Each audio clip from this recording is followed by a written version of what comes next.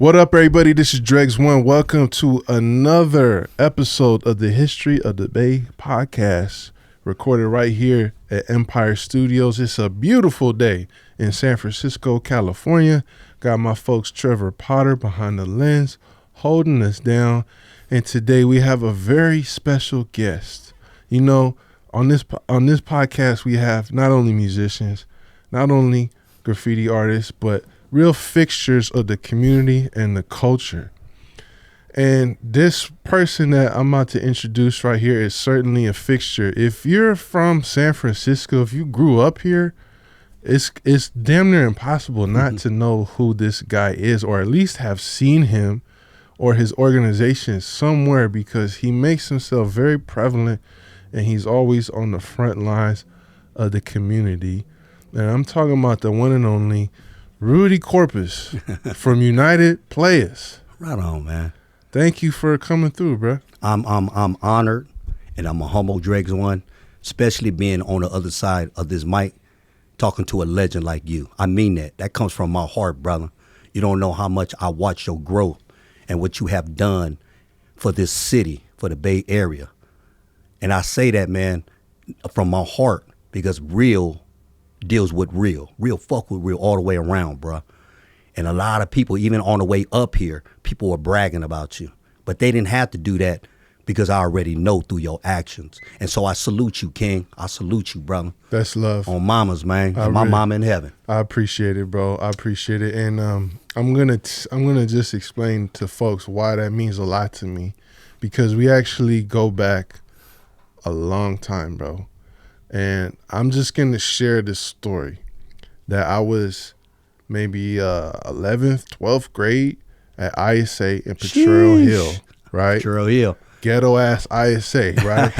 I went to that school. You went to ISA? Oh, man, but it wasn't ISA then. Okay. It was Potrero Hill. Middle school, right there on the Hero. Yeah. No. So that's the new ISA. The one I went to is where downtown is now. Oh, okay, on Vermont Street. On the hill. On the hill, yeah, on Vermont. That was ISA when I was there. But there. it was Patrick Henry. Right. That's where I went. Really? So you went there too? Okay. I've been all up on that hill. Shouts out to everybody on the hill. Okay, so they moved ISA to the Hero, where it's now middle school. I don't even know if it exists anymore. It's still there. It's still there? Yeah, okay, still middle there. School, high school. Anyway, I was there, Vermont Street campus. There was career day. This was a very interesting day because in one class period, I met a brother named Omen from MPC who was telling us about his airbrush shop on 3rd Street in Hunters Point, and I was showing him my graffiti art, and he said, okay, yeah, you got potential, da-da-da-da-da. And he was really cool, and that stuck out to me. The next class period I went to, there was this guy in a black hoodie and a black beanie, and I don't know if he had braids, a ponytail, or what, but he looked like somebody, and he was talking some real, and talking about the streets, talking about the penitentiary, talking about the community, and talking about making a difference in the community.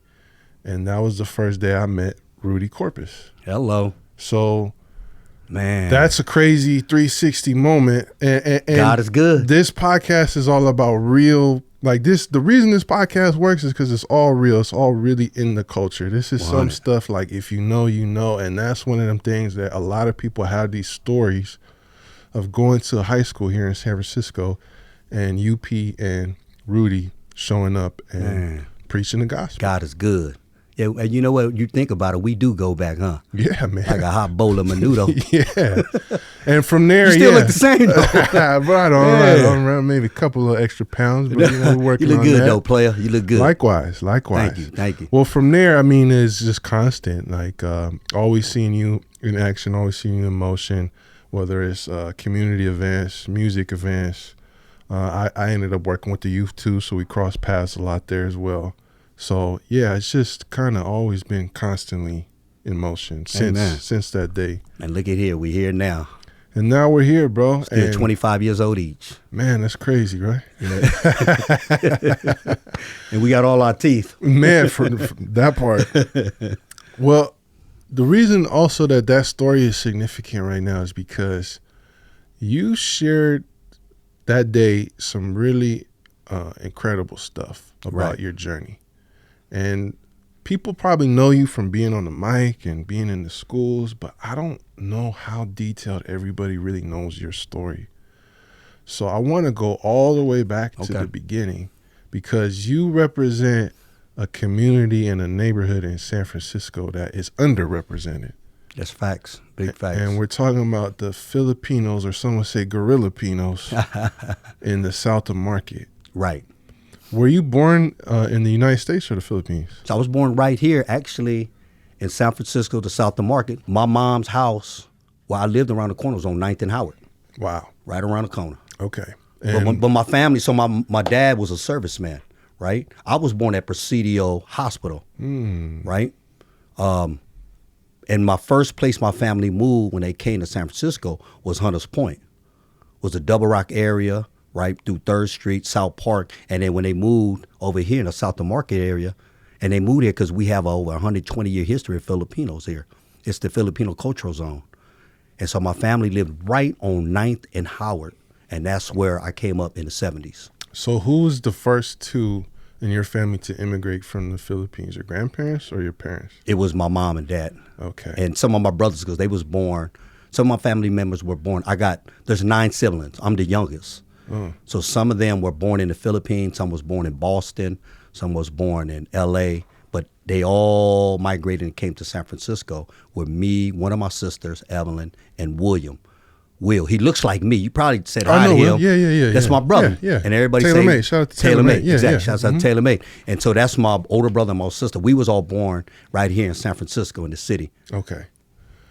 What part of the Philippines did your parents come from? So my family is from La Union, Baguio, La Union, and that's a province that's way up north in the mountain. Okay. So my mom is from Baguio, my dad is from Nagilian, in that part of the Philippines.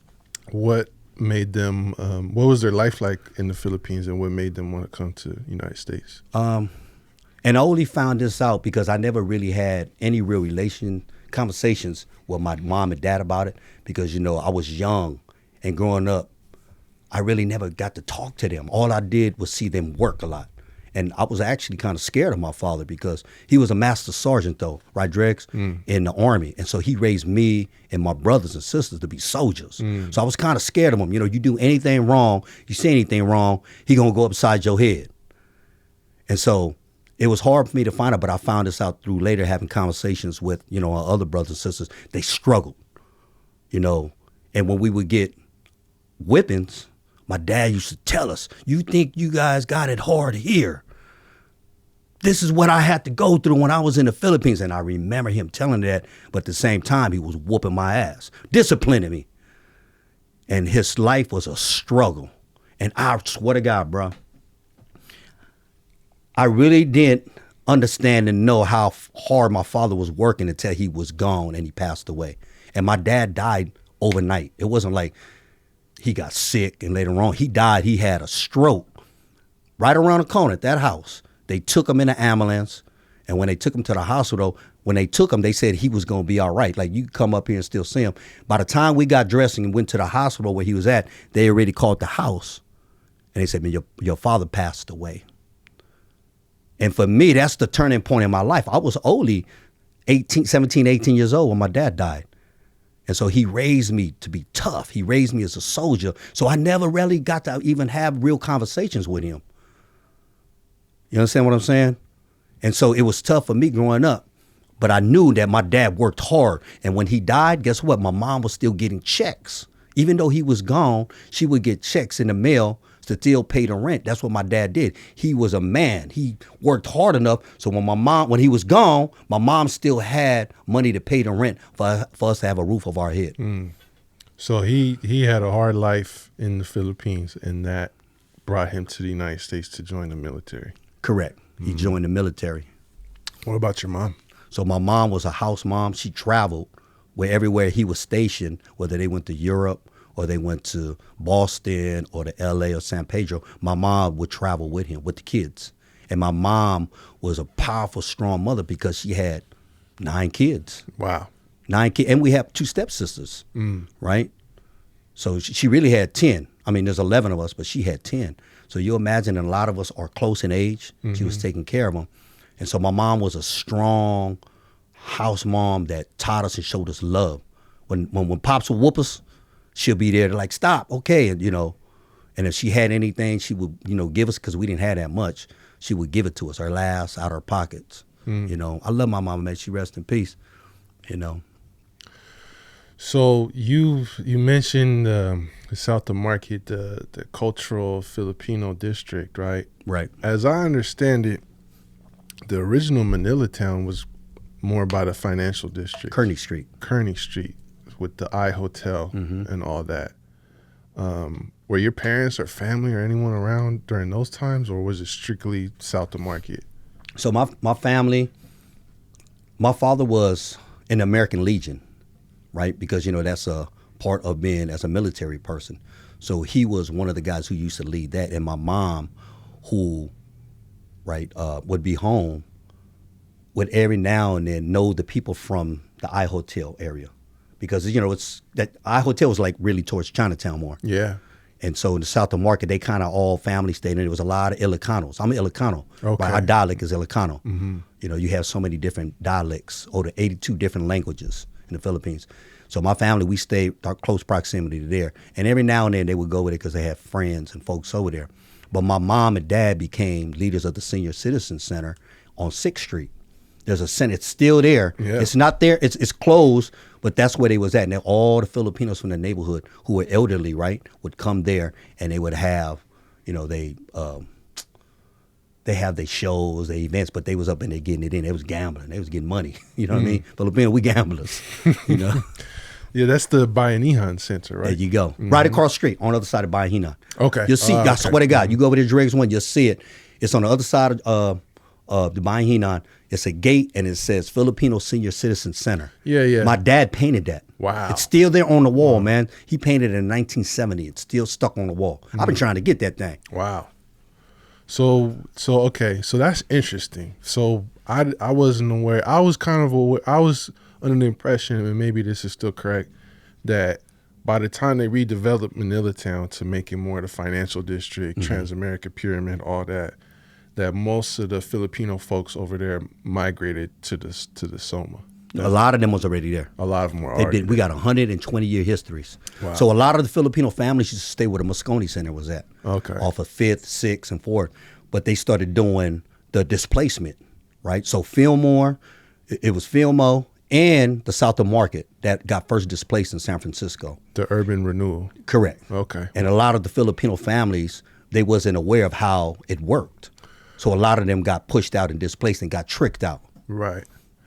Yeah, because it's interesting, like, there's some, like, cuts, like, even around here. Yeah. You can walk down a certain street and all of a sudden you see, like a residential block. That's right. That feels like more of a neighborhood feel than what you see now, which is a lot of big warehouses, right. Office buildings. There's still some blocks here and there. It could be as far as like 10th Street or something like that, where you're kind of in the cuts. Right. And all of a sudden it's a neighborhood. It's houses, old school San Francisco houses. It's a trip though, because in this neighborhood you have 4 different economical backgrounds, all on one corner. You have millionaires. Right. You have people who are affordable housing. You got middle class. And then you have homeless. Yeah. All in one block. Oh, yeah. Right? You can get a rubber ball and throw it and it'll bounce off of 4 walls. Crazy. And so me growing up, I seen the evolution and the transformation that's happening in front of my eyes. And me being somebody who grew up here, I didn't understand it. I just grew up in it and saw it transforming in front of my eyes. So that's what I was going to get at. When you were a kid, this whole area was residential neighborhood for the most part. Yep, and there was it was mixed. Even though it was Filipino, mostly Filipinos, there was a lot of blacks here. There was a lot of Latinos, Samoans. My first friends were Latinos, blacks, and Samoans. It wasn't even Filipinos. They all grew up on the Thomas Street, Minna Street, and all the alley, Door Street, right around the corner. Yep. These were all Filipino families there, but there was also a lot of black families here. And then when they started displacing and pushing people out, a lot of those families started moving over to Double Rock. They started moving to Hunters Point. They started moving to Lakeview, to Potrero Hill, right? And these are all my friends. That's why, man, I know all these kids, their parents. I went to the graduation this morning. All the kids who's at Bessie Carmichael, right? They're elementary, elementary, first, second, third, fourth, they're all at the school. Their parents came. And I know their parents. I'm like, man, where y'all been? They say, oh, man, we stay now over there, man, in Oakland, or we stay in Richmond, or we stay, they all moved out, but they was all on that hill. But their kids are still all going to school here. And we work with their kids, but didn't even know, right? I didn't even know that was they mom and dad or they parents, because people pick them up. I don't see them. Somebody else pick them up. That is really interesting history. So we have a diverse neighborhood, working class neighborhood. But you kind of mentioned too, like I really want to use this opportunity to document the lifestyle and the culture of this Filipino neighborhood in like the 70s. Wow. Yeah. And you mentioned like the gambling, right? So we got pool halls, right? Pool halls, yeah. What kind of businesses and stuff what kind of community are we seeing develop here? So from my memory, a lot of my years I grew up in the late 70s and 80s was around Market Street. Okay. The Fun Center. Everybody know the Fun Center. St. Francis. St. Francis movie theater. You remember the cop over there, Grant? He's have all them chains on. Yeah. Yeah, that big old flashlight. Everybody be in the movies. Right? Grant, you had Emporiums, Woolworths. But a lot of us grew up in the alleys. And there was businesses in the alleys. But a lot of the business stores that was there were Filipino businesses. They had stores, right? They had shops over there. Those are our people who used to be out there. But, I was so young, I didn't really comprehend. I just knew that was Filipino people selling stuff over there. And throughout the years, I noticed a lot of them started moving out, because a lot of the Filipino families, they would have 8 or 9 people in their house. But they'll save enough money, and guess what? Boom! They'll move to Daly City. Right. Or they moved to Pacifica. And a lot of the families I would notice, you still got ties still here. Dregs, you go down there now. My mama and them house, we didn't move out of there, right? 1285 Howard Street on 9th Street. We didn't move out of there until 2000 and I believe 15. Wow. That's a long history. We was there. They moved in 67. 67, and they moved out 2015. My mom passed away in 2012, right? And so my brothers and them had it, and then eventually, a lot of them ended up, they moved out. But I'm still in the neighborhood. I'm still there. Me and one of my brothers are the only ones still here in the South of Market. We still stay here. Wow. Everybody else moved out to the East Bay, or some of them live over there in the mall, up in Fillmore, but I'm still there. Right. Wow. So it was really a thriving community back then. There was a center they called Candy Kip, 705 Natoma, that we all grew up in. All of us grew up in. And there was another center. It was called West Bay, right? Primarily Filipinos. It's the oldest Filipino organization in the whole Bay Area, or probably even in the country, right? It's 57 years. It's still there in the neighborhood. Still there. So we merged with them, UP and West Bay. Okay. So, and this is around the time you're in elementary school. You mentioned you're going to Potrero Hill, right? Yeah. So I went to Bessie Carmichael originally, which is the neighborhood school. Yeah. I got kicked out of there, and then I ended up going to Buena Vista. Uh-huh. Remember Buena Vista? Yeah. Way by, at the end. Barassa Park, right? Yeah, right there. That one. And then when I left there, I went to Patrick Henry, which was the school that. Got you. Okay. And then from there, I went to Potrero Hill School. And that was my middle school. And then I went to Mission and Bow. You got kicked out of elementary school? Elementary, Bessie Carmichael. So you were already getting into trouble? Man, just messing around. What were you doing to set the bathroom on fire? You set the bathroom on fire? Yeah, matches. You remember the matches? Yeah. Throw it in the garbage. Were you clowning? Were you just playing around, or was there something a little more destructive going on? I think I was just messing around. Okay. But I had issues, didn't know it. Yeah. What kind of issues? Just, I think not knowing who I was. Okay. Right? Well, you're young. Yeah. But I didn't identify with Filipinos, because my mom and dad was Filipino, and they would try to teach us and talk to us in Filipino at home. But my reality is, I ain't trying to hear that, because when I go outside, most of my friends were Black, Samoan, and Latino. So they'd be like, "What is you, Chinese?" And I used to get embarrassed. I'm like, "Nah, I'm Filipino." They say, "What's that?" And I'd be like, I didn't know how to explain it. Although I would see all Filipino kids, but I didn't know how to explain it. And so I had an identity crisis. And growing up in these schools, I used to always ask my teachers, I swear to God, hey, can you tell me more about what Filipinos are in this book? And they would say, what it say in the book? I said, well, there really ain't nothing in there. And the teacher would say, well, that's because there ain't nothing about you. And I'd be like, wait a minute, there's got to be something. They said, well, what it say in the book? And I, well, who wrote the book? It wasn't us. And so I used to be confused and I used to get in trouble. They said, man, you a troublemaker. I said, I'm not trying to start trouble. I'm just trying to learn. Go to the office. So I would lead a class, and sure enough, I'd be out there, man, with all the kids who wanted to learn, but they wouldn't tell us the truth. Well, I'm glad I asked you that because I think a lot of kids go through identity crises of not knowing who they are and who they're supposed to be. Yours is, we see racially, ethnically, culturally, socially.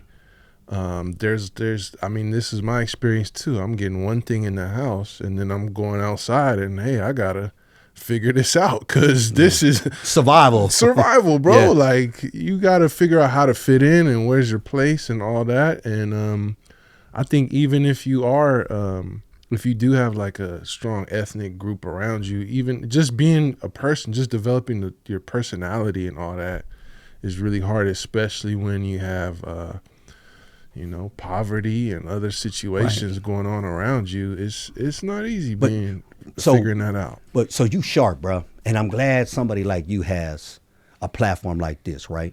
Because as I got older, I always asked questions. And I started learning from older guys who were Filipino who ended up in prison, who were lifers, who would talk to me and tell me about being Filipino. Mm-hmm. The first thing they would say to me, you know I speak Filipino? And I would say, no.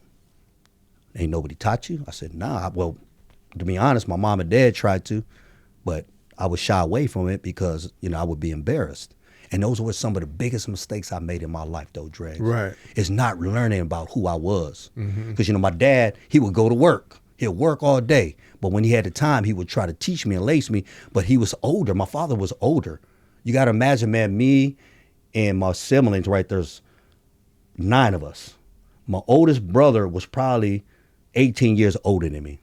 That's a big difference. Right? Mm-hmm. And so our relationship, I just remember him being a thug. And he hung out with blacks in the neighborhood. You know what I mean? They had a gang in the neighborhood we called the Junior Senators, and all of them was black. My brother and probably one other dude was the only Filipinos in it. But they would dress, leather jackets. They'd get their hair in afros. We didn't have afros. I had a rice bowl when I was little. Yeah. You know what I mean? I ain't lying. And I just started getting perms when I was at Patrol Hill because, you know what I mean? Yeah. I was getting made fun of. That's why my hair got thick. Yeah. People don't know what I am today. You Samoan? What is you, black Filipino? Yeah. Man, now I learned my culture and my people, but I had to learn. I ended up going to City College. I went back to school. I dropped in. I didn't drop out. And I started learning until when I was in the 13th grade or I was locked up and by lifers teaching me about being Filipino. That's something, man. Wow, the Junior Senators. The Juniors, they was gangster. They was the 70s gang. You know them dudes? Yeah. You ever see them dudes on the movies, Chicago dudes? Yeah. They be looking like the Mau-Maus and leathers and them things on it. That's how my brothers and them look. Wow. They had purple jackets. Wow, that's hard. The Junior Senators, and they had a bigger crew, the Royal Senators. Wow. Big facts. Okay, so let's talk about that too, like the streets in the 70s and then going into the 80s. Different world, huh? Yeah. So growing up in the neighborhood, having fun, we was at Candy Kip. Candy Kip was one of the most memorable moments of my life, right there. Game rooms, basketball, everybody's there. It's just like United Playaz is today. Same duplicate, right? Makeup of the staff work, their mix, and we have fun. They'll teach us a lot of skills, but they ended up knocking down that building in the 80s, right? And so when we all got kicked out that building, guess what was coming in on the streets? It was crack cocaine. And by then already we knew about weed, we knew about coke. I was selling weed at high school, right? I had that endo, that skunk from what they call that place? Humboldt County. Had a hookup. Everybody had their gold in that tie. I had that skunk. And so cocaine was in, right? We would go to the parties right up the block, the big bar parties, right? Me and my crew, me and my friends. But then when we got, Candy Kip got shut down, they knocked it down. I guess it was funding. Crack cocaine started coming in. And me and a lot of my friends, we started getting involved in that lifestyle. So making little money, man. Yeah. So was it just, was it, you mentioned like your dad's working. But my dad died in 87. Right. I was young. Okay. And so right after my father passed away, I was hurt, right? Because I felt guilty, man. I swear to God, I felt guilty. I didn't have no real relationship with my pops. And so at that time, crack was coming in. Candy Kit was shutting down too. So it all started coming together all at one time. And I had friends of mine who would pull up and they was, selling dope. They had money. Yeah. You remember Suzuki Samurais? Yeah, hell yeah. I had that green one. That was me. With the fat tires, the Phantom top. So that was your boy. It was about having a little bit of things. I'm just following, really, man, being caught up in the moment. Okay. I was never, man, no thug or no gangster, brother. Yeah. But when I got caught up in that lifestyle, I did gangster and thug shit. Well, that's why I wanted to put that on record, because I know a lot of your following is going to watch this, right? And you're very tapped in with the youth, and this is where we try to talk about the youth, to about the youth, right? Yeah. It's not always about being like, man, I was the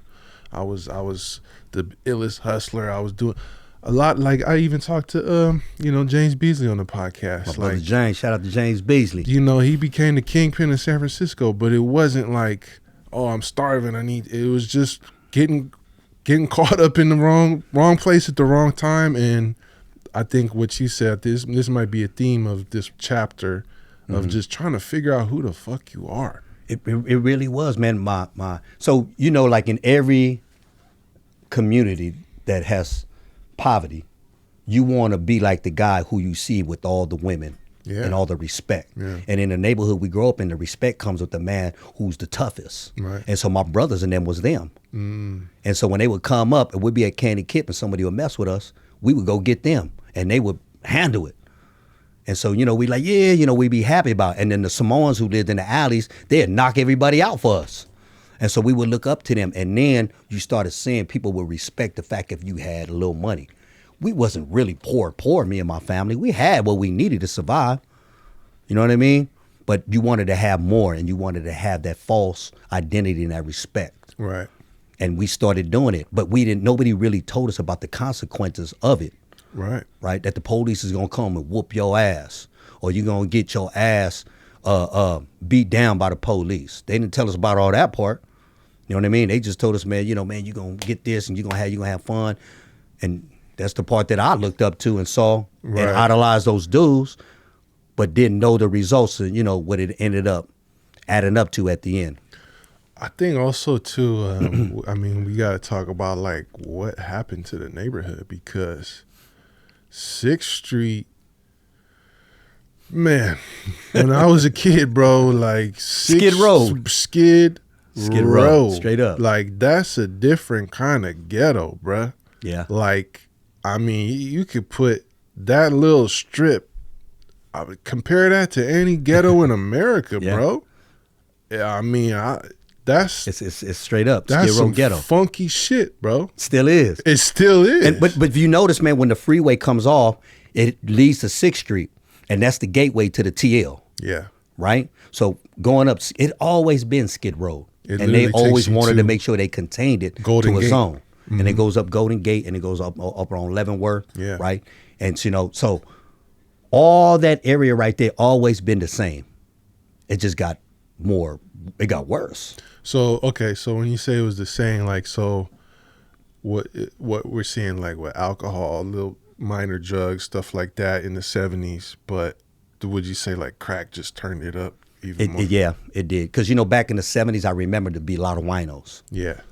On that Thunderbird, you know what I mean? A Mad Dog 2020, all that. And they'd be out there, and if anything, they'd just lay on the floor, and there'd be all of them just laid out or, talking crazy. Were all the hotels there? The SRO's always been there. Always been there. But they was more managed, I believe. They were right? more managed. More managed. So it was like actual people who just needed a place to stay or traveling. And then you remember too, though, right? Dregs, they had the Greyhound station on 7th Street. Oh yeah. It was on 7th and Mission. Yeah. And so a lot of people would get off the Greyhound station and then land right there in our neighborhood. Damn. So It's by Jack in the Box. that's like that shit. Like, you know, I always heard like they were like giving people bus tickets to San Francisco. Yeah. Like homeless people. Yeah. Like, get the fuck out of our little Texas town or whatever.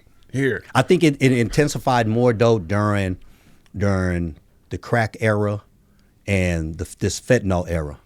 I think right, in the homeless era. Yeah, fentanyl's kind of like it's like round And two. if you look at it, it all comes back to money again. People's getting their pockets lined up.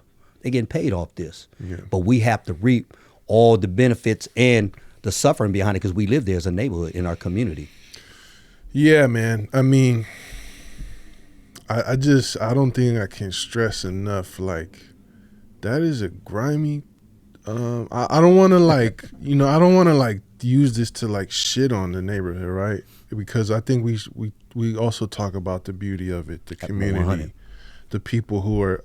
You know, I have a lot of friends in the Tenderloin. You know, a lot of Shouts loved out everybody in ones. the TL. I All love that, the TL. all that, right? And we don't talk about these issues to like just degrade people. But I think it's just like the world gotta know, bro. Like, yo, you know, we grow up with this shit like it's normal. Yeah. Like, oh, just go down. I used to kick it on Market and, you know what I mean, run around and shit like that too. Like, yeah, whatever.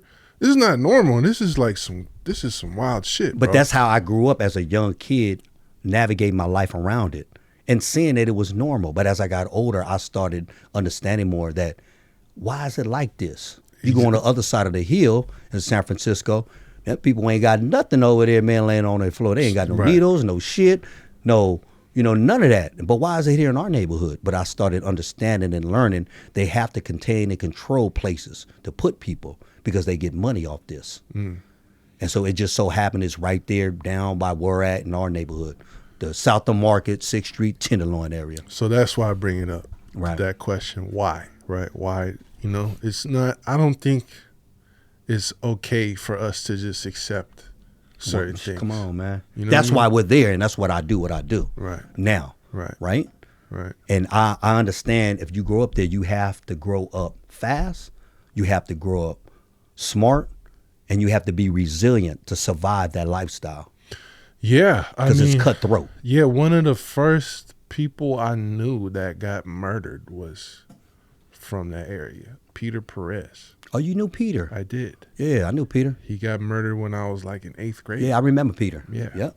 And I remember once or twice we ended up down there on the Thomas. Yeah, he got killed right there on 6th and the Toma. Yep. Yep, I remember Peter. And I yeah. helped with the family. I remember it was like, yeah, these rest in dudes peace. is different down here. Yeah. You know what I mean? Yeah, rest in peace, Peter Perez. That, Yeah. Again, this is shit just like, you should, 14 years old, 15 years old, you shouldn't know, you shouldn't have to experience shit like this. Yeah. And then just be like, oh, he's dead, rest in peace, that sucks. It's like, And keep pushing. yeah, come bro. on, man. So now that I'm older, I question, though, I think about him, I think about other people I knew that passed away around Peter that should have time. still been here, bro. That's what I'm saying. And a lot of people, man, who passed away from a lot of senseless bullshit over there should still be here. Right. Right.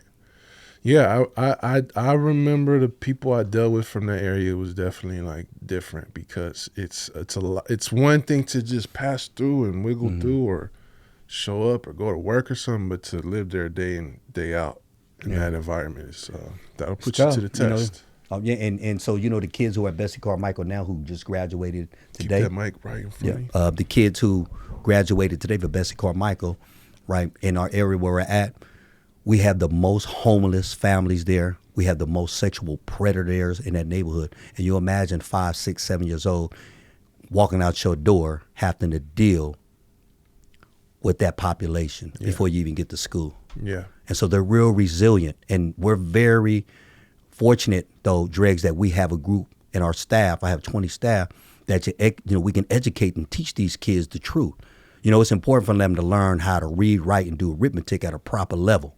But we have to teach them the life skills of how to survive through all these landmines that's in the way. Yeah. You know what I mean? That's good, bro. So I feel like we're on the right track with this conversation because I would rather talk about it and get it out in the open than try to tiptoe around it. And 100. I appreciate that, man. You're a real one, brother. Right on, man. Well, let's get back to your timeline. And so the 70s, you remember, Yeah. had some of the most dangerous and vicious gangs in the South of Market. Mm-hmm. Filipinos. The murder rate in the 70s was way higher than it ever was. And a lot of that was the Asian gangs, primarily the Filipino gangs. Okay, yeah, I mean, I was gonna get to this too. Let me just say this again. This is just stuff. If you know, Vicious. you know. The Asians in San Francisco, bro, do not fuck with them, bro. The Filipinos, Vietnamese, Cambodians, yeah. Chinese, yeah. they don't fuck around, bro. They was different, bro. I told you I knew Peter, so I knew. I'm just seeing it. I'm seeing it. You say the wrong word to one of these cats. The butterfly knife is coming out. With the quickness. Bro, I'm talking like 7th grade, like, whoa. Like, and then you'll have a whole gang of people come get out from bro, everywhere. I done seen like 10 cars pull up to like mop up one kid. Yeah. Like vicious, bro, security guards at the high school, bro. Yeah. Getting mopped, Everybody bro. got weapons. Bro, weapons. Yeah.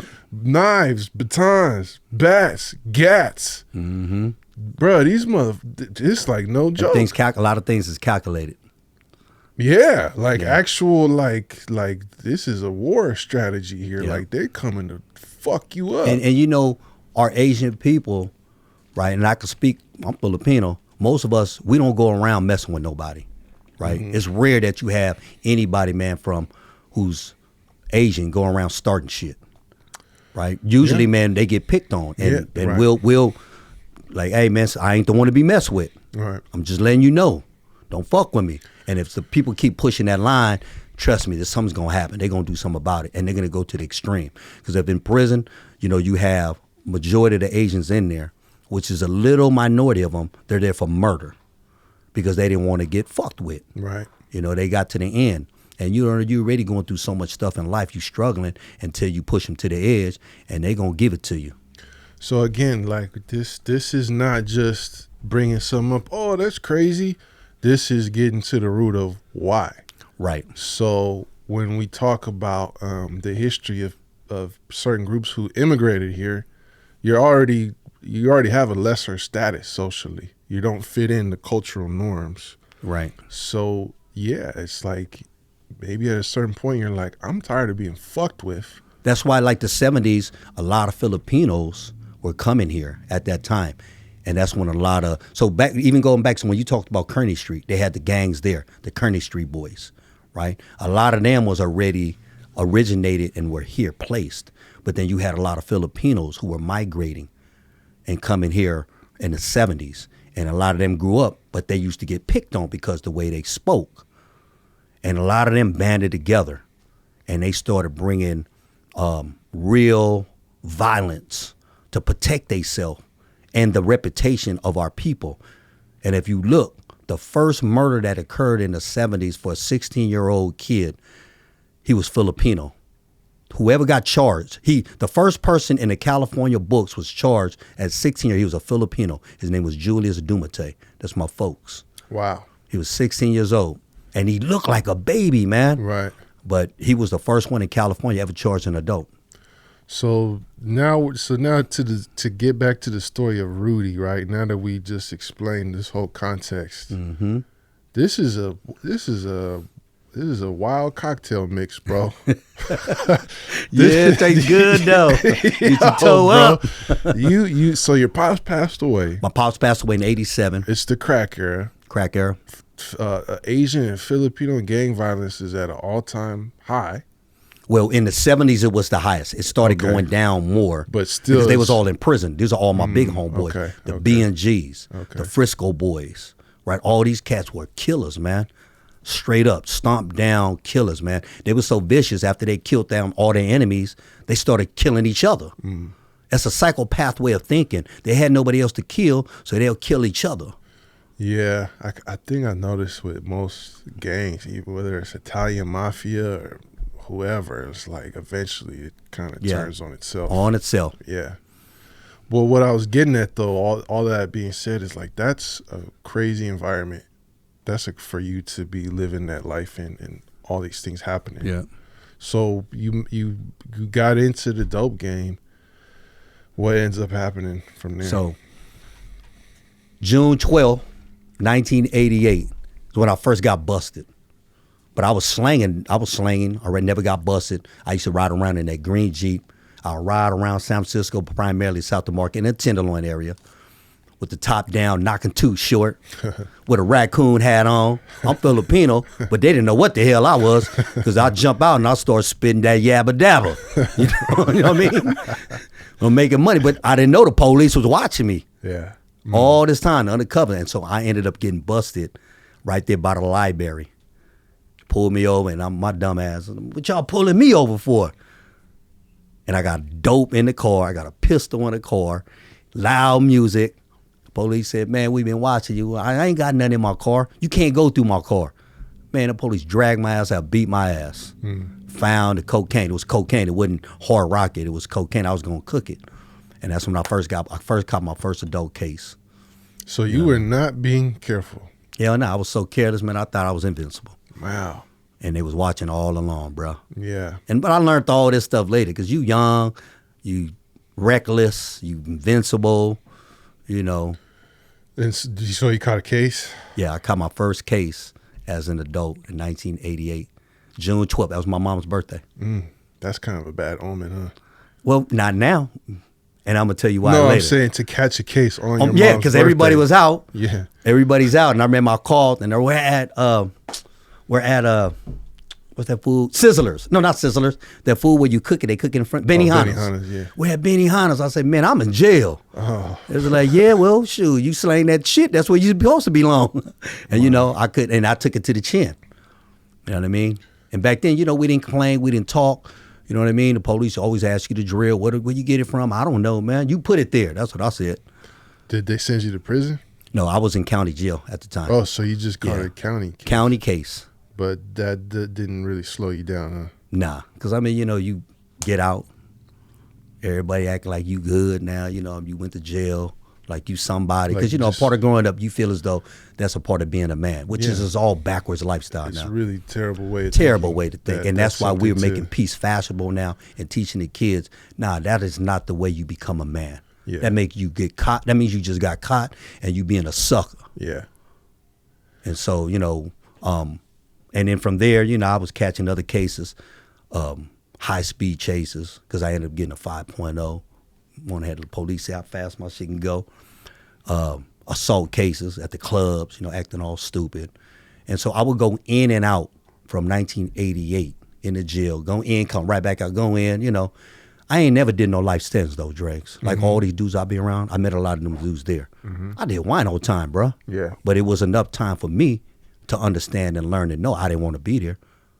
My family raised me, man, to be smart. They raised me, man, to be loving and caring. But here I am making these stupid choices. So when people ask me how long you been, I was there one day too long. Yeah, there you go. There you go. That's my answer. Yeah. So you're kind of just headed down. This is not going to end well. So watch this, though. What I didn't share a lot of people, I end up becoming my own best customer. I wasn't only on that side selling it. I ended up started using it, man. And I went all the way down. I became a crackhead, homie. Like, you know them crackheads? Yeah. I was in the Tenderloin and on 6th Street robbing people for they dope. That's a dangerous crackhead right there. The gangster crackhead. The D-boy who's the desperate D-boy crackhead. I would get my drugs first. I would cut it because, you know, you want to spread it. Next thing you know, you start smoking your own stuff. Next thing you ain't got no more. Everything you didn't have is gone. I mean, once again, bro, this is the reason I wanted to have this conversation is like, people need to know, bro. 100. Like, this is a tight rope to walk on if you want to fuck around and sell drugs, bro. It's a dead end road, brother. Because dead end road. What you're saying is like, I'm gonna just be honest too. Most of the people I grew up with that were in that life, are dope fiends now, bro. And a lot of them did not. Most of them have not had that awakening that you had. It's just you went from being that guy to just being smoked out, bruh. Can I share this with you? Mm-hmm. What you reap is what you sow. A lot of things that I did that I didn't understand, I hurt and I harmed a lot of people and their families. The worst crime I ever committed was sell dope because I harmed people's families. I would see dudes' wives coming to me on the under. Hey, I get with you. Just don't tell my husband. Just give me an 8-ball. But I was never grimy like that. I ain't gonna do that shit. You know what I mean? And I knew dudes who did it. And so all the stuff that I put out later on came back to me in a way where I suffered. And I really suffered, man, because when I became somebody who was down and out and I was a drug addict, everybody, man, even my own family looked down on me, bro. Everybody, man, I ain't messing with him. Man, look, he's just a dope-fiend ass cat now. You know what I mean? They used to give me respect when I had the money and I had that car, that all the nice, fly, fancy things. But when I lost it, I was just a piece of shit to them. You know what I mean? And so they didn't love me for who I was because I didn't even know who I was. They was really only with me for the material things I had. And so I learned this the hard way when I would sit and be locked up in a cell for 23 hours and I would stare at that ceiling from that top bunk. Like, people don't really, man, love you for who you are. You got to know who you are and love you. Yeah. Because guess what? At the end of the day, your identity belongs to you. You got to find it. And God already gave you that. And so everything that I did came back to me, though, Dregs, in the worst way. And I paid all my dues for it. And God created me to be in the position where I'm at now. Because I told you from the get, I was always a giver. I was always a giver, man. And now I'm in that position as the director of UP. Mm-hmm. I give, man. I give life. That's what I give. It's not just material. It's life. I mean, again, this is why I'm glad we're saying all this, because what I wanted to do today is give people more context to that work that you're talking about. Right. Knowing all this about you and how much you've turned your life around makes your work today that much more impactful. And I give all the honor and the glory to God. Jesus Christ, my Lord and Savior. Brother, everybody has other beliefs, but I know God saved my life because I went to hell, bro. I would have to agree, bro, because you went down a road that most people don't make it out from. Yeah. I still see them out there. And a lot of my friends, may they rest in peace. A lot of them. And in them high-speed chases I told you all the dudes who were in them cars with me, they all dead now. All my homeboys is in them cars. They all dead now. And they're my age. I'm 55 years old, right? They should still be here with me. Yeah, facts. So you got so deep in your addiction that there's no more hustling. It's just I was hustling to get high. Just hustling to get high. That's a daily hustle. It was just like the dope game. I was hustling. Even when you win a dope game and you make money, it wasn't even about the money no more. It was about hustling and getting that, that people give you that false love. Yeah. They look at you and honor you, respect you for what you. It wasn't even no real love, homie. And the same spirit was in me when I was getting high. I'm gonna get mine, regardless. I mean, yeah, the money and the status and all that is addicting too. That's another form of addiction. And the adrenaline of there you go. Your beeper going off, people calling you on your pager. Mm-hmm. You know what I mean? All that was addicting for me. Yeah. Cooking up the dope, copping it, you know what I mean? Weighing it, all that, man, was a part of the game that gave me, got me high. Yeah. So this leads you to prison? All that stuff led me to be locked up in jail. Okay. Yeah. So and like I said, I did one day too many in jail, bro. But did you ever go to prison, or was it just? I slid through. I slid in, slid out, stabbed in, stabbed out. Okay.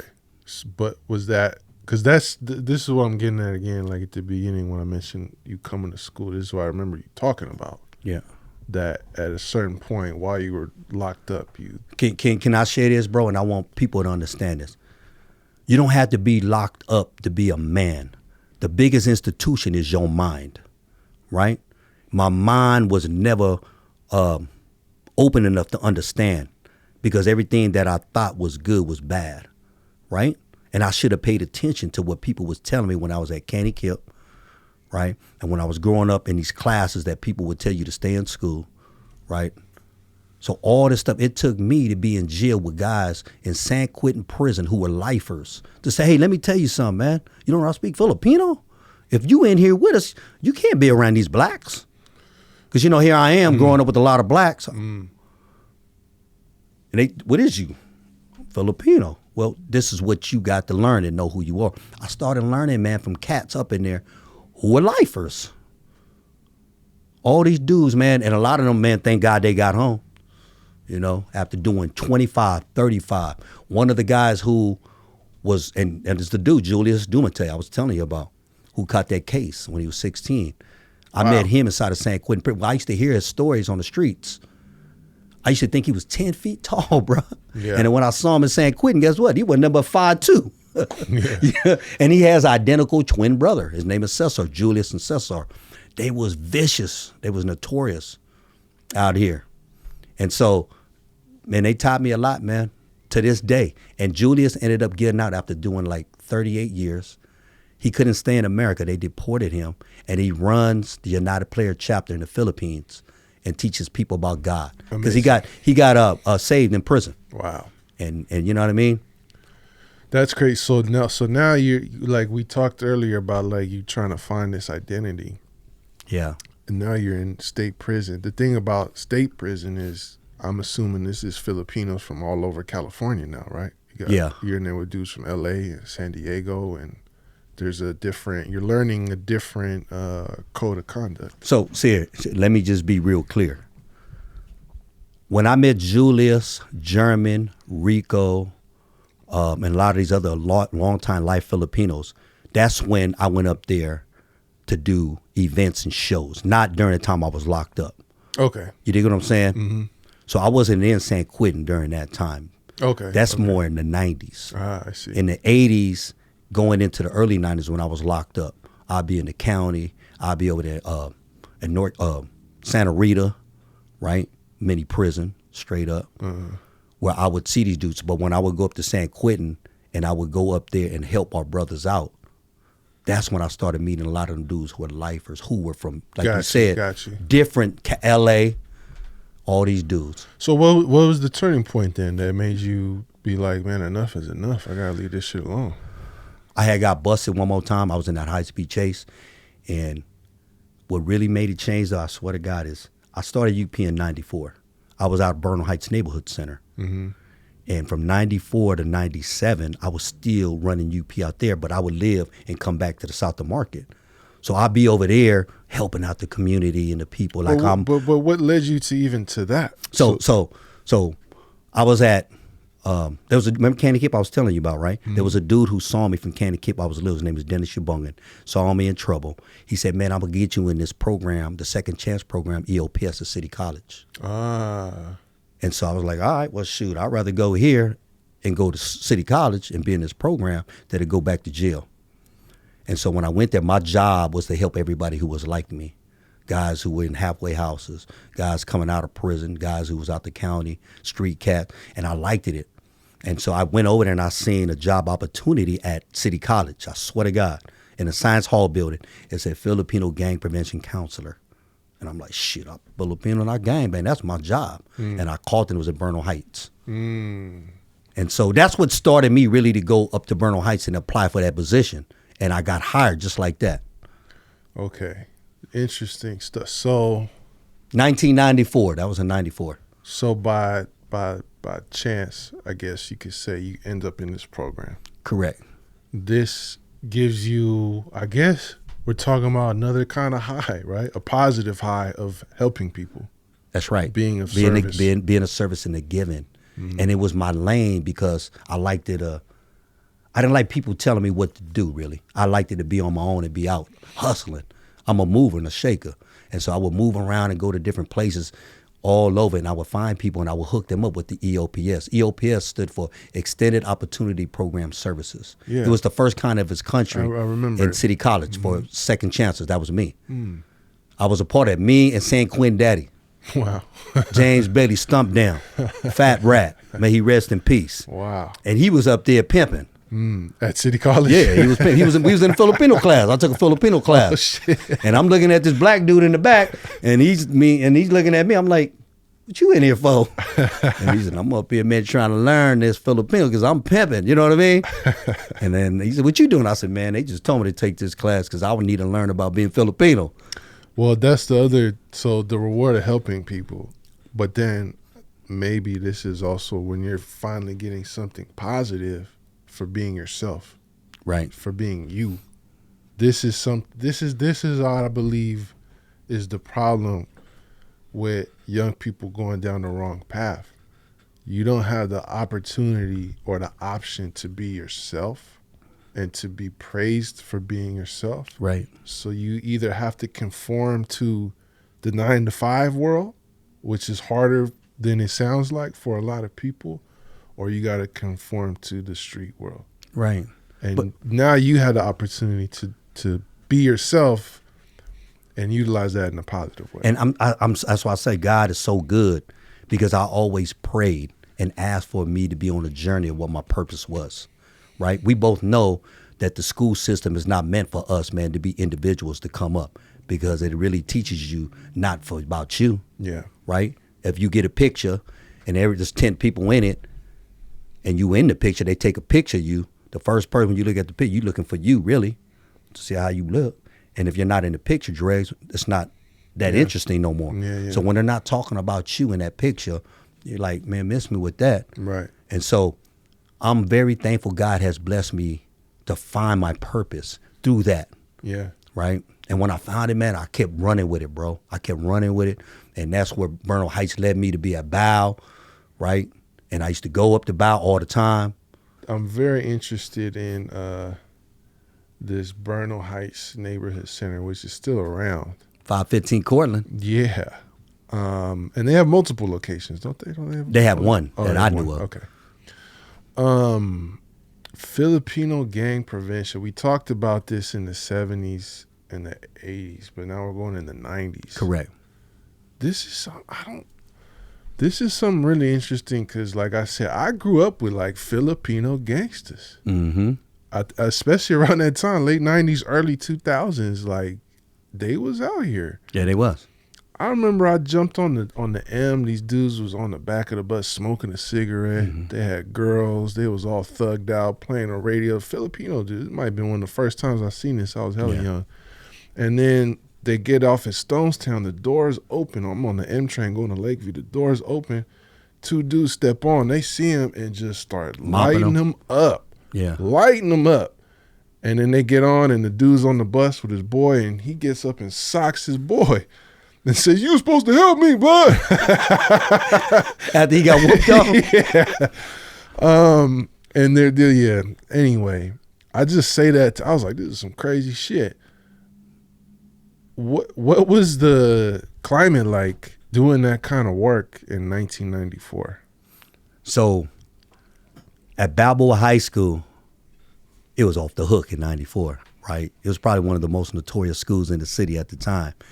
And when I got hired at Bernal Heights for that job, the dude, Mauricio Vela, may he rest in peace too, he only asked me 2 questions, which was real. He said, "Have you ever been locked up?" And during that, I'm a felon at the time. I'm thinking, damn, should I say the truth? Because if I do, I won't get hired. So I said, man, it's a gang. I said, yeah. I've been locked up. He said, okay, I got one more question. You know how to speak Filipino? So I lied. I said, yeah, I do. He said, cool, you're hired. He said, I need you to find the Filipinos in District 11 because it's a Filipino gang prevention job. So I looked on the map. I said, shit, they all at Balboa.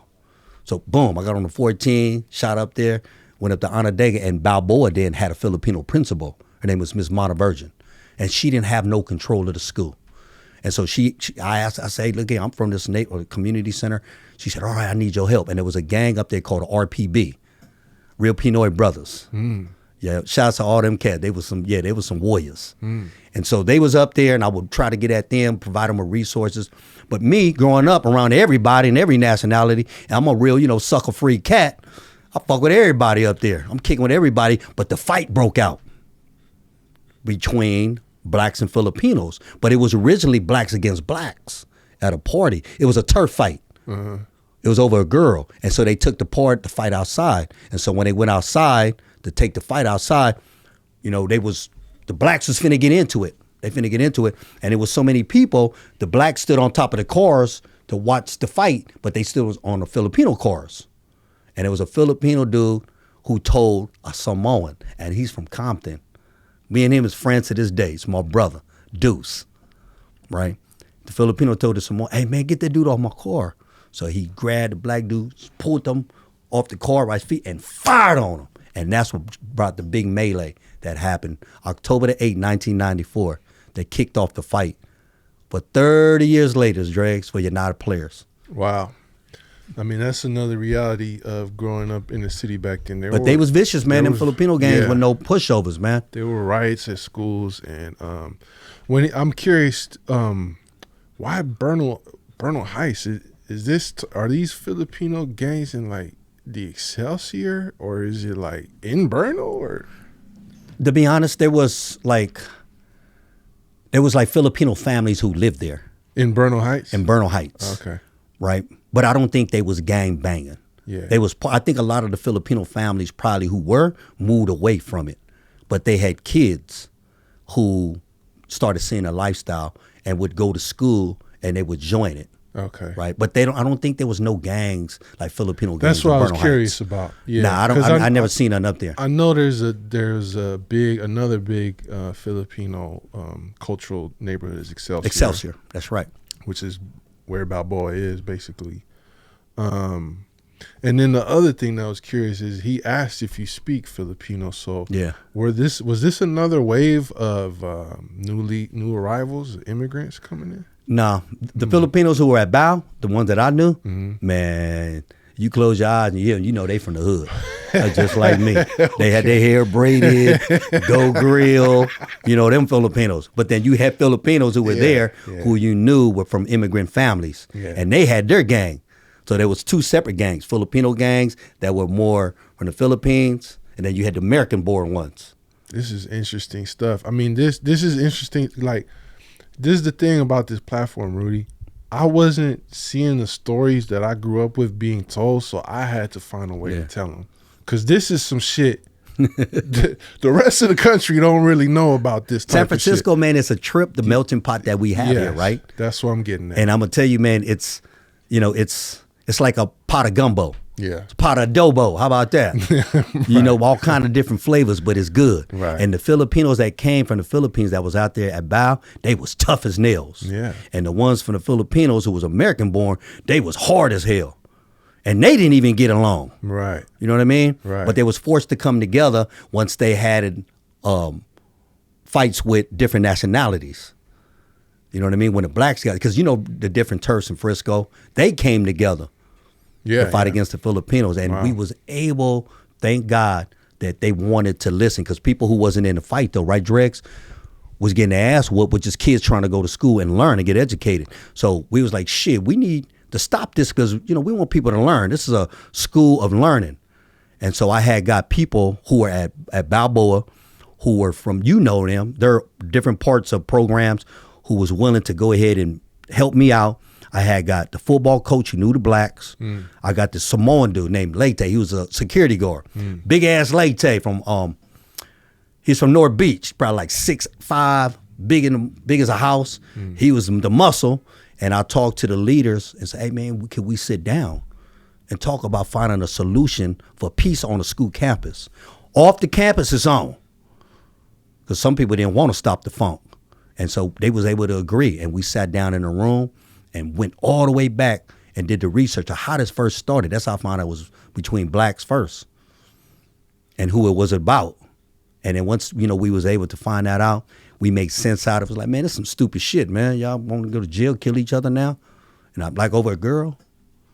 And she wasn't even that fine? You know what I mean? They all was laughing. Well, shit, we need something to happen up here. Rudy, we ain't got nothing going on. And then besides shows at Balboa. What y'all want to do? That was the question, bro. The $1 million, what y'all want to do? And once I said that, they had all the answers to the solutions to stop the violence. It was the youth. Mm-hmm. And we just made it happen from there, though, Dregs. We just made it happen. There was like simple shit, football games, man. Let's have football games during lunchtime. Let's have a talent show. And I already knew, a lot of rappers back then. You know, I was hooked up with San Quinn's daddy. And San Quinn, I met him, he was a baby. I didn't even know. He was in the back of the drop top when we driving. He's my son, he a rapper. And I'm like, oh yeah, what's your name? He said, Baby Boy. I'm like, oh yeah, Baby Boy what? Quinn. But I didn't know to the magnitude who he was. And then so we started bringing him, JT, Messi, and all them up there. And they would do shows for the kids. You know what I mean? That's tight. Big Rich. Yeah. All them, and then they was connected with Too Short and all them. I brought E40 and them up there. And that was when they was the clique. Damn. And so Bow was lit. Everybody was having a good time. The fight started. There'll be fights still, but it wasn't as crazy as it was. Right. Because the kids organized it. You know what I mean? So this is the beginning of United Playaz. Yep. October 8, 1994. That was a club. That was a club. At Balboa. Meeting every Wednesday with some pizza. That's tight, bro. Good pizza. I wanted to ask you something else. This is some I heard on one of my boy Bamboo's albums.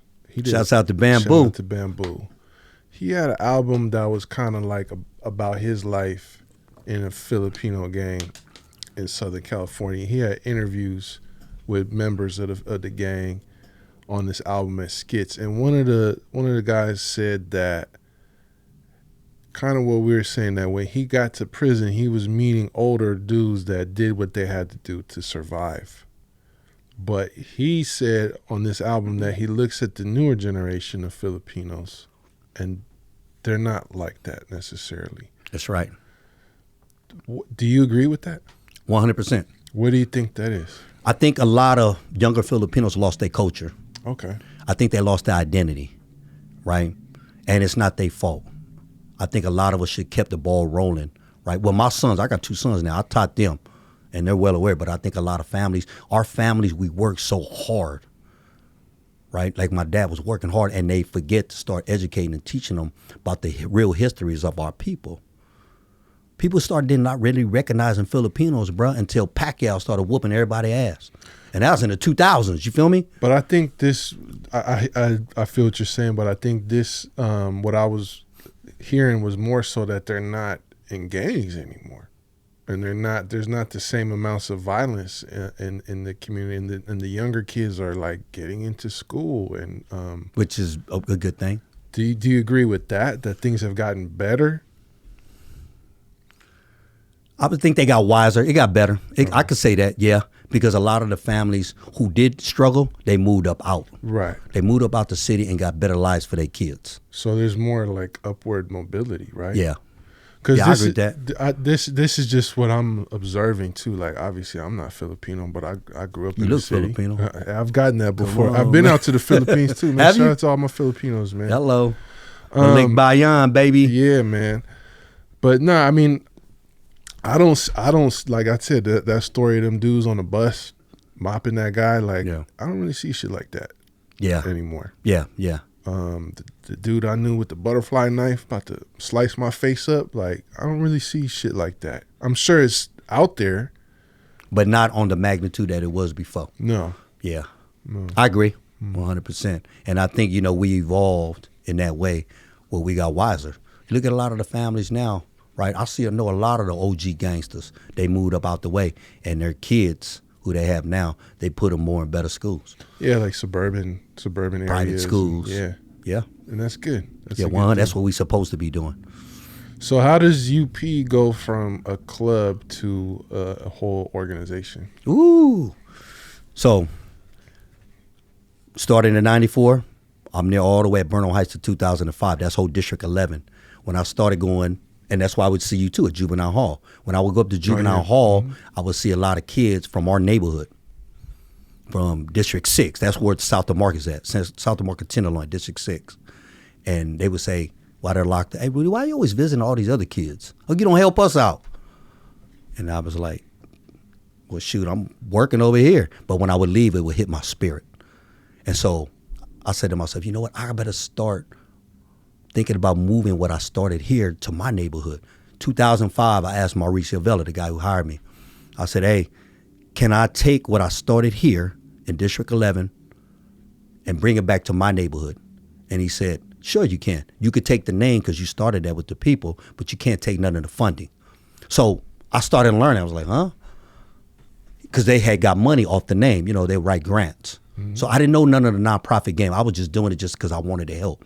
So when I said, okay, well, I built a lot of relationships. So when I came back to my neighborhood, I started putting together a team. And the team that I put together was a grant writer, right, who was sharp, who knew her game. I would get people who was running other organizations and people who were in the gangs with me in my neighborhood. And once we got our own nonprofit status, we started building ourselves, Dregs, to be an organization. And we started, man, coming up. So this is 2005. 2005. We moved back to 6th Street. Remember the rec center? Yeah. Right there. At the park. This park ain't even there anymore. They rebuilding it, brother. Oh, they are? It's going to be bigger and better. Okay, that's what's up. So 2005, bro, was my senior year in high school, bro. So that year, that when you came to speak at the school must have been the first year that you started the organization. Yep, back in my neighborhood. And I was doing the same thing I was doing. I just started using the connections and relationships I had. Yeah. Because you remember, man, I learned all this from hustling on the streets. Yeah. And same spirit with the same blueprint, but doing it in the light now. So this is another, like, if you're taking notes out there, this is another light bulb moment, is that hustle. That's right. You can apply that to anything. Come on, man. You can apply that to it sounds backwards almost, like hustling, going from being a D-boy hustling to like hustling for a nonprofit. But you can apply that towards your 9 to 5. You can apply that towards your college. Speak you on can it. apply that towards your music. Speak on it. You can apply that towards anything. I mean, come on, look at you, bro. Yeah, look exactly. at you. You know what I mean? That's what I'm saying. You sharp, bro. Look at what you did, your platform. Right? You're able to get, man, people on here, man, that we probably all looked up to. Right? And you blew up like Nitro, man. And I give you props because you a hustler too. It's in your DNA. You a Frisco cat like me. We finna sucker free, man. Exactly. Come on, man. Exactly, bro. We got that in us. Yes, we born in this. We ain't sworn into this. Exactly, bro. It's really just part of the game out here in the city. But it's amazing to see where you've taken it, bro. Thank you, Ken. So now we got UP chapters in the Bronx, Ooh. in the Philippines. Where else? Africa. Hawaii. I was in Africa last year. Wow. I was out there in the Serengeti, baby. Wow. They didn't know what the hell I was. They kept calling me Mazunga. I was like, what does that mean? Wow. And then somebody said, that means you're the white man. I said, the white man? I'm not the white, I'm the Filipino man. They said, no, you're Jackie Chan. Wow. I said, no, I'm Pacquiao. Okay, Pacquiao. Yeah. But in these other places, is it similar issues with the youth? And the struggle's different. You know, like we shared earlier in the Philippines, they just need basic fundamental things like pencils, erasers. You know what I mean? Well, we take it for granted. We got that shit laying all around. And so we are able to give them things that they need. They want to get into school. They'll travel all the way, man, from the other side of the town to go to school. You know what I mean? They want it. Interesting. Well, you know that I still work with the youth. We just saw 100. each other at Burton. 100. Because that's just what we do. But it's a lot different nowadays, what I see. You see it? Yeah. Yeah. Post-pandemic, different generations, technology, gentrification, all these things. Yeah. What issues are you noticing with the young people today? We talked about your story and everything that you were coming up against. What are the challenges facing the youth today, and what do we need to do about this as a community? I think, technology could be a gift or a curse.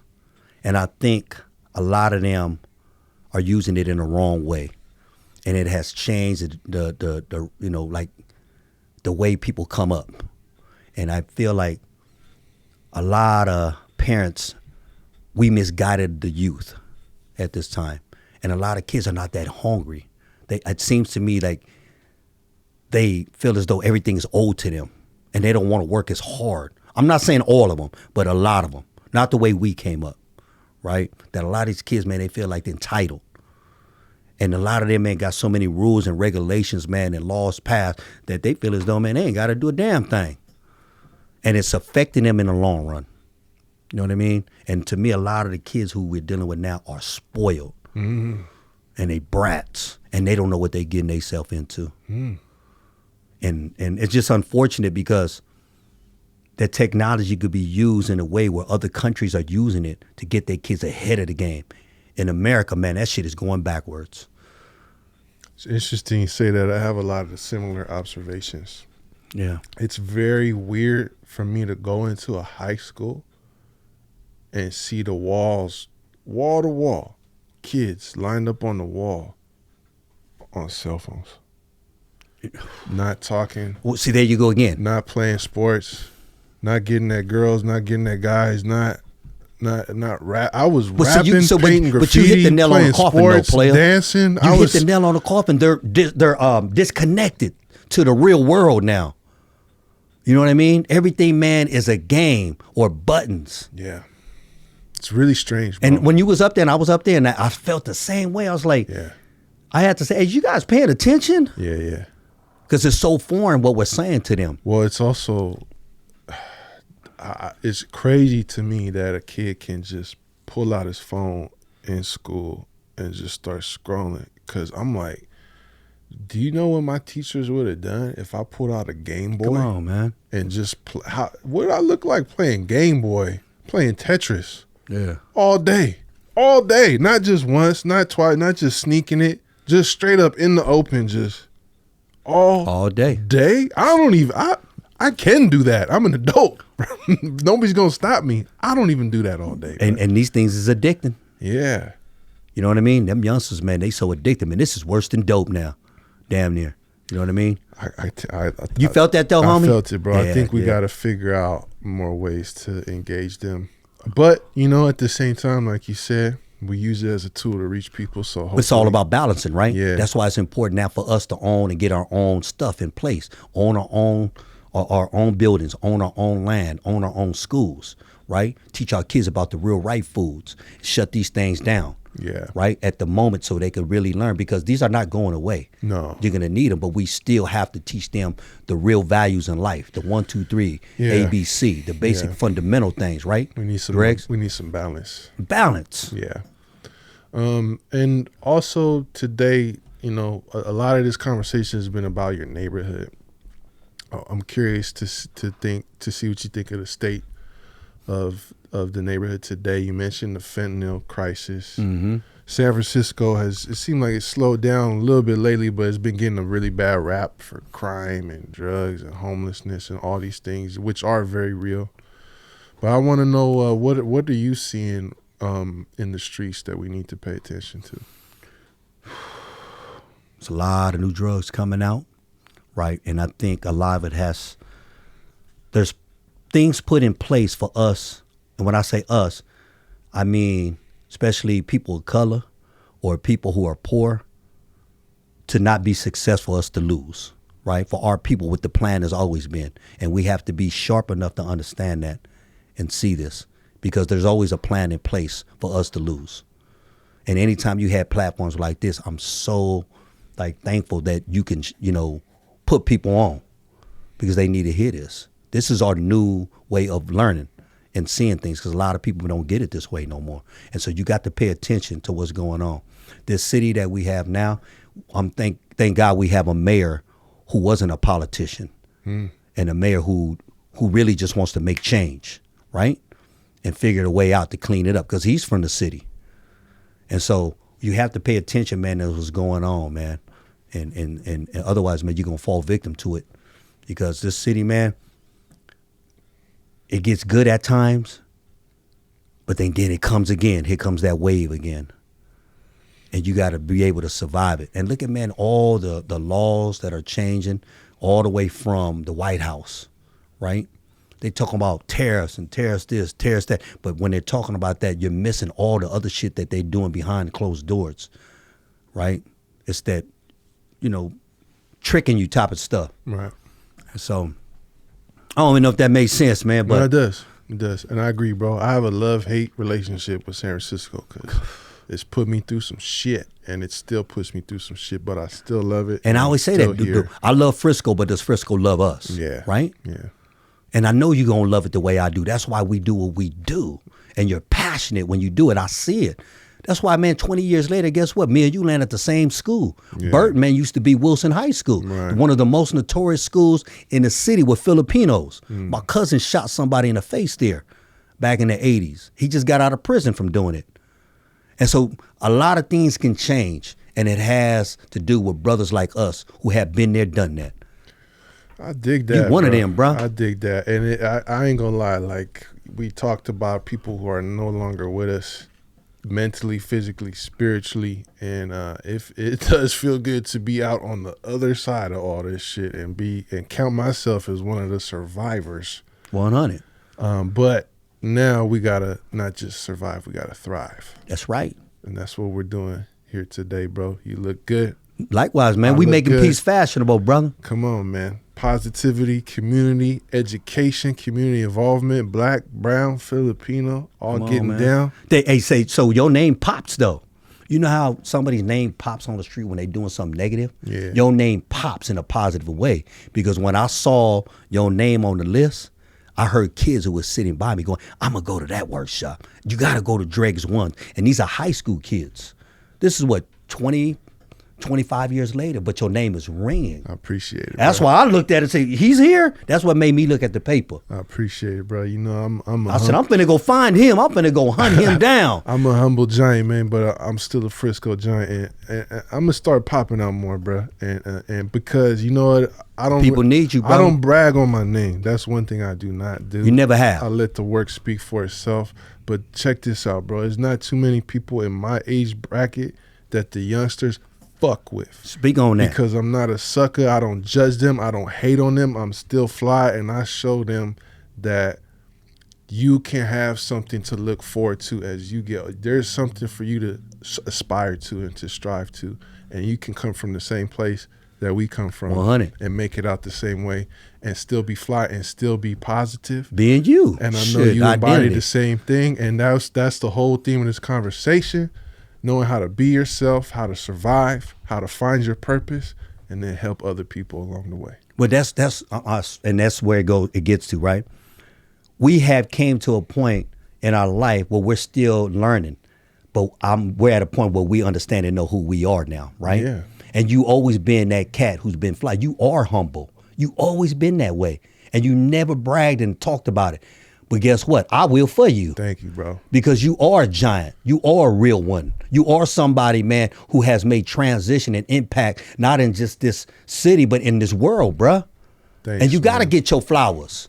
Well, like You know I what I said, mean? Because we never know when it's time for us to check out. And That guess part. what? If you ain't never said nothing, a closed mouth don't get fed. Yeah. If you don't speak up, you not heard. I highly believe in the First Amendment. Right. You are somebody, man, that not only look good, sound good, but do it good. Thank you, And brother. you keep doing that thing. That means a lot coming from you, like I said. On mamas, man. I hope people have enjoyed shit too, heavy. like hearing that our shared history, 20 years later, Come on, man. full circle. Come on, Crazy, man. bro. Come on, man. So, we yeah. banging still, but we banging for change. But I You know mean, what I mean? with you, Rudy, I know is genuine, bro. So 100. And same on this end. As I always say, if you ever need my support, we're locked in now, and let's just keep pushing, bro. Like a pregnant woman having triplets. Hey, true story. I just ran into him, and I've been trying to find him and say, hey, man, I need you. And look what he makes happen. That's all it is. That's God, bro. man. That's God is all it touching you and using you, right brother. Place, right time, God's man. plan. And also, sometimes you got to get out in the field. Yeah. You got to get outside, man. Come on, You're in man. the right place. Frontline soldier in the trenches. Yeah, we was out there with the Usos that day, man. Yes, we was. Getting it in. And everybody show you love, man, from the kids to the adults. Yes, that means love, a lot, man. bro. Yeah. And I'm not trying to stick my feather in your hat, though, bro, but that's real. No, thanks, man. The kids and the elder. But then you always got them invisible, darts being thrown at us. But I mean, that's just because that's a part of the game. We That's do like what we throwing do. a pebble, bro. Man. That's like a little fly. Like, ooh, what was that? Did you feel Keep something? that. Hey, well, like 40 say, keep that sucker repelling on you. Yeah, when you leave the house. That's actually that's actually an indication that you're doing something good, bro. Yeah. So it's like, hey, man, if you're not doing anything, you gotta give people something to talk about, man, whether good or bad. You know what I mean? And that people gonna take it how they gonna take How it. you gonna take it? How they gonna Yeah. take it? But all you can do is do you. That's it. That's You know it. what I mean? United Playaz. For life, man. For For life. Frisco forever. Shout out to all my Filipinos, man. That's right. The original Filipino right here. Dregs One, Rudy Corpuz, Big Yes, Root. sir. We out of here, y'all. History of the Bay. Peace. One love, King. One love. Recognize where you got the game. We got our own style, got our own slang. Northern California is a West Coast thing. This is the history of the Bay. Recognize where you got the game. We got our own style, got our own slang. Northern California is a West Coast thing. This is the history of the Bay.